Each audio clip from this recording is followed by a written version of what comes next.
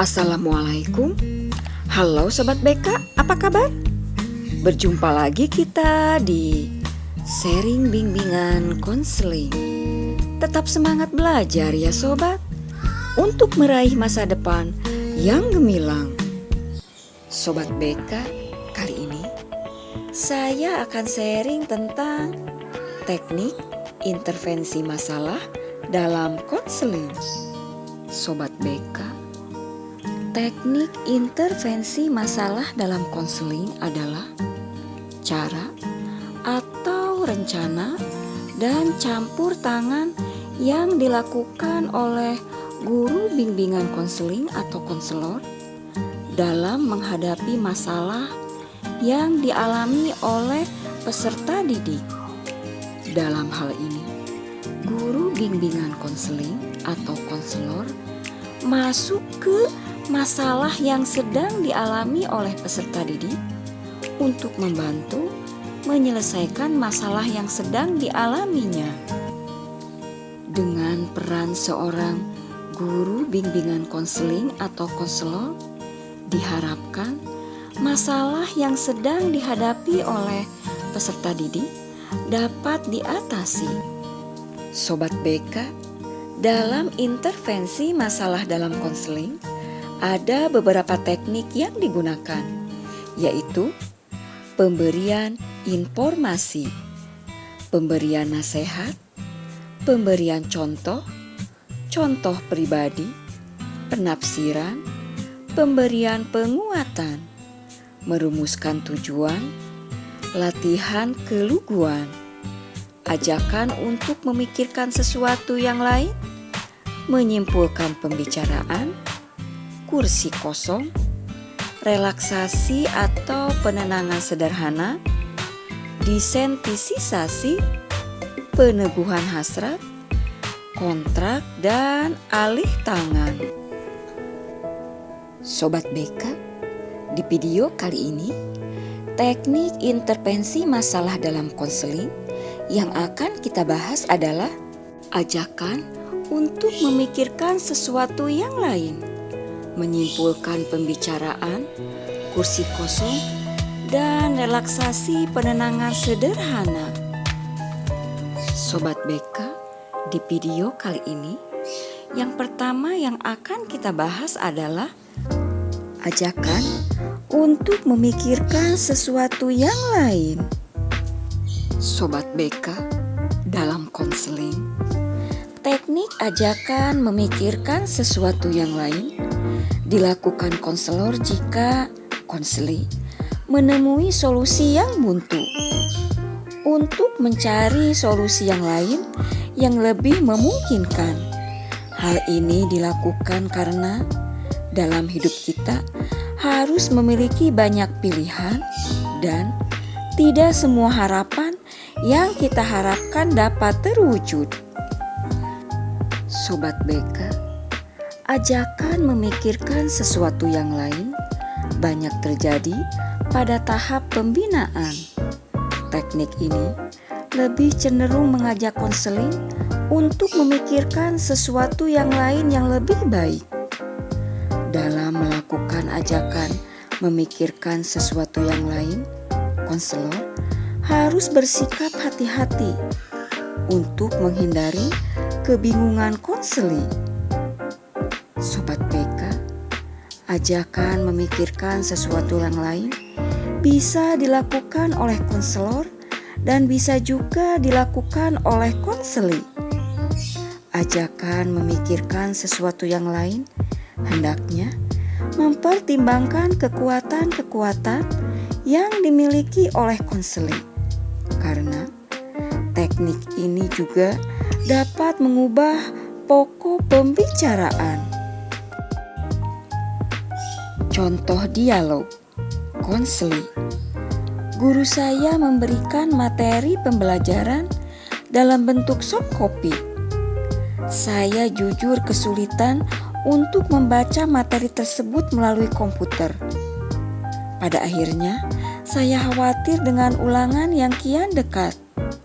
Konselor, bagaimana jika soft copy tersebut kamu buat dalam bentuk hard copy. Menyimpulkan pembicaraan. Sobat BK, menyimpulkan adalah proses menyatukan semua yang telah diinformasikan selama bagian tertentu atau seluruh pertemuan konseling. Beberapa fakta dalam menyimpulkan pada proses konseling yaitu menyimpulkan dapat dilakukan pada awal, pertengahan, maupun akhir kegiatan konseling. Di samping itu, dalam menyimpulkan menggunakan kata jadi, sedangkan pada refleksi tidak menggunakan kata jadi. Sobat BK, tujuan dilakukan penyimpulan yaitu agar konselor dan konseli paham apa yang menjadi pokok utama dari permasalahan yang dibicarakan, apa yang sudah dikerjakan atau dijalankan, dan apa yang belum. Mengakhiri atau menutup satu bagian atau tahap pembicaraan tertentu, atau memulai sesuatu yang baru.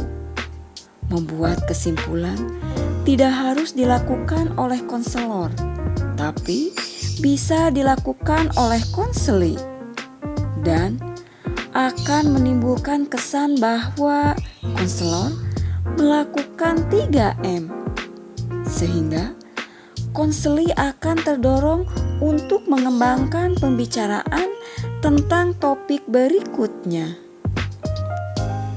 Sobat BK, penyimpulan dapat dibagi menjadi 2 macam, yaitu penyimpulan sebagian dan penyimpulan keseluruhan proses konseling. Dengan penyimpulan itu, konselor dan konseli bersama-sama berusaha mengangkat pokok-pokok utama dari masalah yang dibicarakan dengan mengemukakan apa yang sudah dikerjakan dan apa yang belum.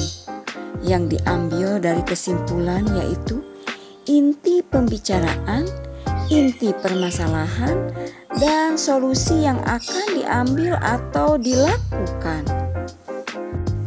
Contoh dialog. Mari kita coba menyatukan semua yang telah kita bicarakan. Pada satu sisi, kamu merasa kesepian dan terpisah dari teman-teman.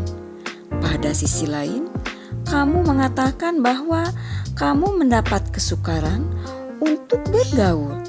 Jadi, sekalipun kamu ingin berkenalan dengan yang lain, namun tidak mudah untuk memulainya.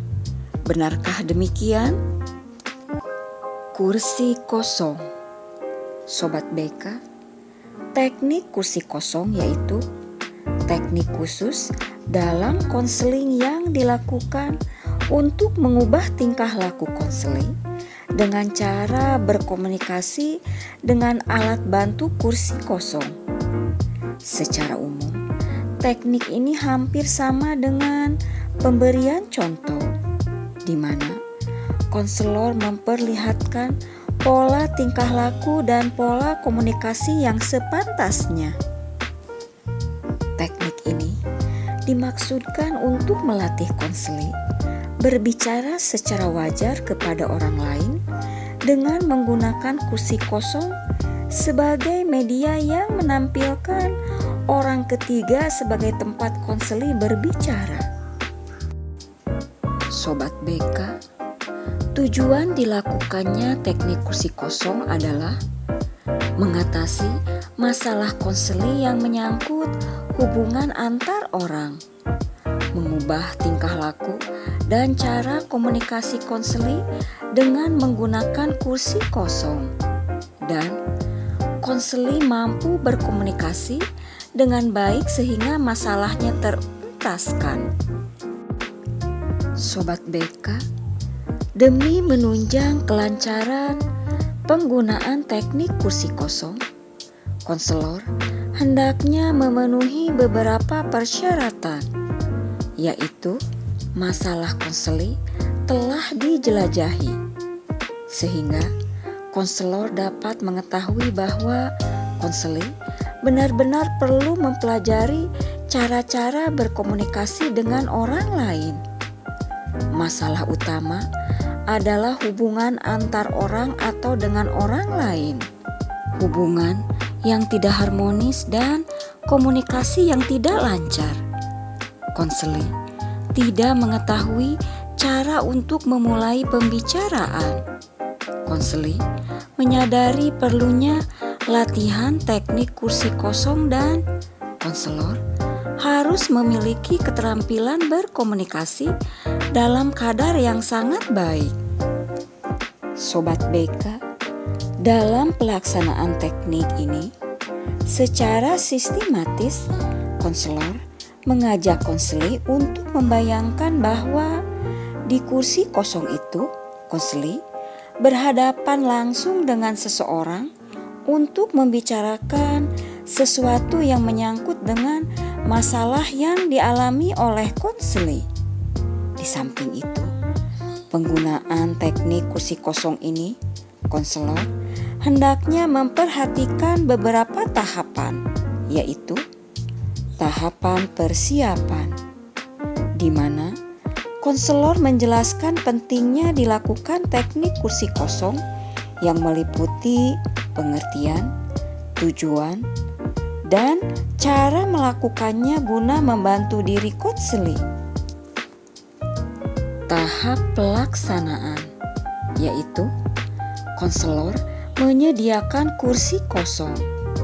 Konselor meminta kepada konseli untuk membayangkan orang lain atau lawan bicara konseli ada di kursi kosong itu. Konselor meminta konseli membicarakan masalahnya kepada orang yang dibayangkan itu. Konselor memberikan penguatan dan perbaikan terhadap isi dan cara konseli berkomunikasi. Bila perlu, menawarkan kepada konseli pernyataan yang lebih baik untuk disampaikan konseli selanjutnya. Konselor meminta kepada konseli membayangkan kemungkinan tanggapan lawan bicaranya. Kemudian, meminta tanggapan konseli tentang tanggapan lawan bicaranya. Dan konselor meminta konseli mengemukakan kemungkinan kemudahan dan hambatan yang mungkin ditemui konseli saat melakukan usaha yang sesungguhnya. Konselor juga mengajak konseli memikirkan kemungkinan mengatasi hambatan yang mungkin ditemui tersebut. Tahap pengakhiran, yaitu di mana konselor membahas kontrak dengan konseli tentang waktu dan tempat konseli akan melakukan kegiatan yang telah dilatihkannya itu. Dalam kesempatan itu juga dibahas perlu atau tidaknya konseli melaporkan hasil kegiatannya kepada konselor dan perlu atau tidaknya konseling lanjutan diadakan. Relaksasi atau penenangan sederhana. Sobat BK, relaksasi atau penenangan sederhana bertujuan untuk membantu konseli yang mengalami ketegangan psikis, sehingga ketegangan fisik menjadi lebih tenang dan lebih segar. Teknik ini dapat membantu konseli melakukan pengenalan diri secara badaniah dan dapat digunakan untuk membantu konseli mengendalikan diri. Sobat BK, relaksasi dilakukan dengan cara melatih konseli mengendurkan bagian tubuhnya yang mengalami ketegangan, baik keseluruhan maupun pada bagian-bagian tertentu. Relaksasi dicapai dengan cara mengendurkan urat-urat seluruh bagian badan secara berangsur-angsur, sehingga tidak ada lagi bagian yang kejang atau kaku. Dengan hilangnya ketegangan pada badan konseli akan berpengaruh kepada keadaan psikisnya. Teknik relaksasi ini dapat diberikan kepada konseli yang kejang karena keletihan jasmani, bosan menghadapi kehidupan, bingung, ragu-ragu, dan kondisi tertekan lainnya karena kekecewaan yang dialami oleh konseli. Teknik penenangan ini dapat dilakukan dengan meminta konseli untuk duduk atau berbaring secara santai, lalu membimbing konseli dengan suasana atau kata-kata atau suara tertentu agar konseli mengosongkan pikirannya dari hal-hal yang mengganggu. Selanjutnya, meminta konseli untuk menarik nafas dalam-dalam melalui hidung dan menahannya sebentar, lalu menghembuskan nafas perlahan-lahan melalui mulut. Sobat BK, latihan ini dapat diulang beberapa kali sampai keadaan konseli benar-benar tenang dan segar kembali. Untuk bagian tubuh yang masih kejang atau kaku, dapat dilakukan dengan cara meminta konseli untuk menggerakkan bagian-bagian tubuh yang tegang dan kaku itu secara santai sampai bagian itu benar-benar menjadi kendor dan segar. Beberapa keuntungan dari relaksasi: mudah diajarkan dan dipelajari. Latihan penenangan dapat dengan mudah digunakan secara luas dalam berbagai suasana kehidupan sehari-hari. Dapat digunakan konselor sebagai penunjang bagi teknik yang lain dalam konseling. Sobat BK, instruksi-instruksi pada relaksasi atau penenangan sederhana haruslah diberikan secara perlahan-lahan dan secara serius, dan dapat dilakukan beberapa kali sampai konseli benar-benar dapat melanjutkan hubungan konseling lagi.